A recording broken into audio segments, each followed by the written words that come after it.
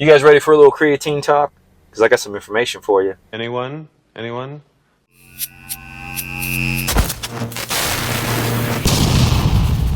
What's happening, guys? Hope your day's going well. Today we're going to review animal creatine CHEWS. We're going to go over the ingredients so you know what you're putting in your body and what they do.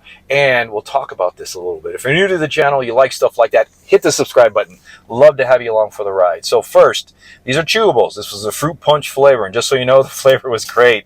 I don't have any left. So I was loving this. I was literally, before training, I trained fasted, so I'd pop 4 of these in my mouth because that's the dosage, and I'd just be sitting there humming a little bit while I was chewing them before training.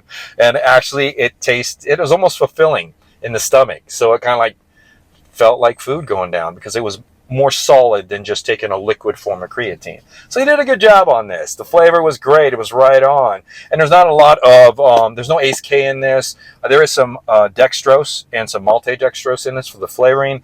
4 grams of sugar, 4 carbohydrates. But let me put the ingredient profile right in front of me, and then we can talk about the creatine and why I think creatine is probably one of the healthiest things that anybody that is concerned about fitness, methyl donors in their body and stuff like that, why they should be taking creatine. So jumping right into the ingredient label, getting that out of the way so we can talk about creatine, we can talk about the flavor, we can talk about the chewables.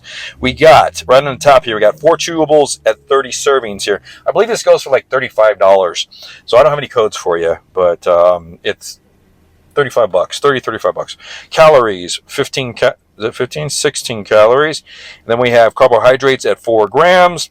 That's for the flavoring. Then we have some sodium at 10 milligrams, great for hydration and other functions in the body, contractional capability, sodium ions for signaling across neurons, creatine monohydrate, 5 grams, good dose, 4 chewables, 5 grams. Comes with some estrogen to help with the absorption of creatine. So estrogen is great for gut inflammation, but it also helps with amino acid absorption or digestion.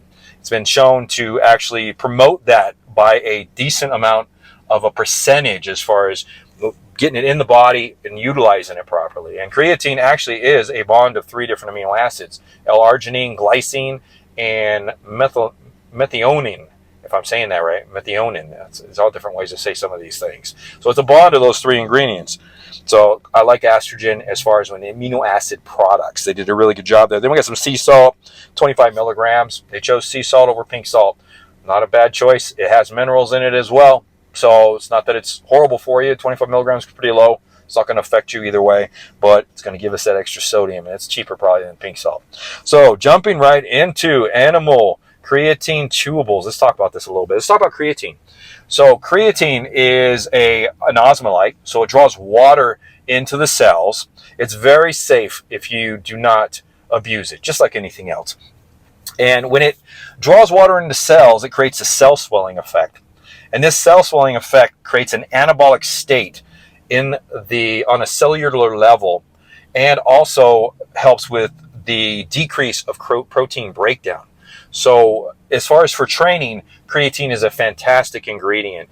Also with that cell swelling, it's going to draw in some glycogen, which is going to help remove some glucose out of the bloodstream, also drawn into the cell for some extra ATP production. So great as far as that goes. The other thing that creatine does is it bonds with a phosphate when it enters the mitochondria of the cell, and it's there to actually donate that phosphate when ATP is broken down into ADP, and it has to be converted back into ATP because ADP needs that phosphate in order to go back to ATP. So it's constantly producing energy within the mitochondria. We have mitochondria all over our body. ATP production is super important for just living. If we lost all our ATP, we would just drop dead because it fires everything in our body. The other thing that creatine does is it spares SAMe. So SAMe is super important in the body for homocysteine levels. It helps with fatty liver by the body naturally producing it, and it's the main methyl donor in the body.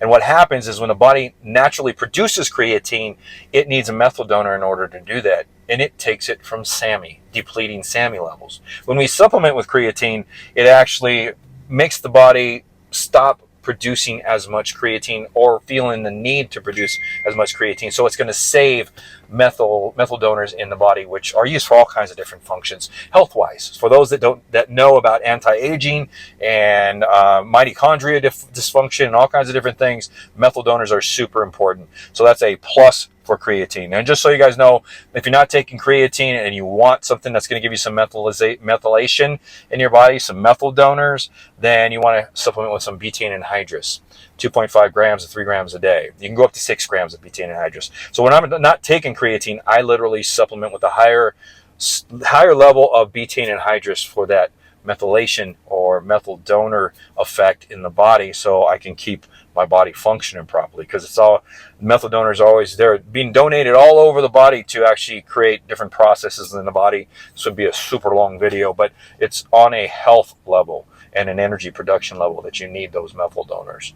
The other thing that creatine does is it can protect cells from excitotoxicity from glutamate. We talked about glutamate in the brain, and glutamate is an excitability chemical, pretty much, and too much of it actually can create damage to neurons in the brain. So it actually lessens the glutamate produced, and also if glutamate becomes too high on a cellular level, it can increase calcium levels within the mitochondria.